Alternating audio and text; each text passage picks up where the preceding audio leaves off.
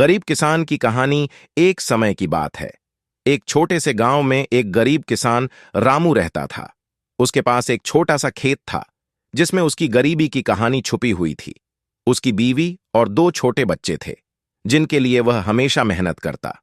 रामू का सपना था कि एक दिन वह अपने खेत से इतना अनाज उगा सके कि परिवार की आर्थिक स्थिति सुधर सके और बच्चे अच्छी शिक्षा प्राप्त कर सकें। हर साल रामू खेत में सारा दिन काम करता, लेकिन फसल अच्छी नहीं होती। कई बार तो बुरा मौसम उसकी मेहनत को नष्ट कर देता। फिर भी रामू हार मानने वाला नहीं था। वह सुबह सुबह उठकर अपने खेत में काम करता और रात में थक कर सो जाता।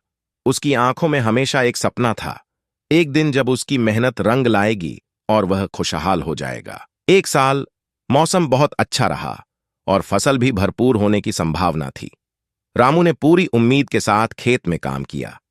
हर दिन उसने खेत की देखभाल की और भगवान से प्रार्थना की कि उसकी मेहनत सफल हो। जैसे जैसे फसल बड़ी होती गई, रामू के चेहरे पर उम्मीद की झलक साफ दिखने लगी। उसके बच्चे भी खुश थे और उसकी बीवी को भी विश्वास था कि अब उनकी परेशानियां समाप्त हो जाएंगी। फसल का समय आया और रामू ने सोचा कि उसकी मेहनत का फल मीठा होगा। लेकिन अचानक एक रात एक जबरदस्त तूफान आया। तेज हवाओं और बारिश ने उसकी मेहनत को चुराया। खेत की फसल बर्बाद हो गई और रामू की सारी उम्मीदें चूर चूर हो गईं।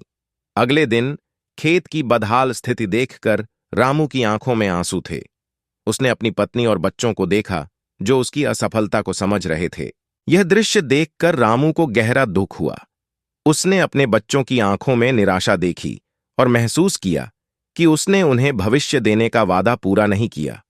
किसान की मेहनत और उसकी उम्मीदें सब बेकार हो गईं। उसकी गरीबी अब और भी बढ़ गई। रामू ने अपनी किस्मत को दोषी ठहराया और अपने सपनों की पराजय को अपने दिल में छुपा लिया।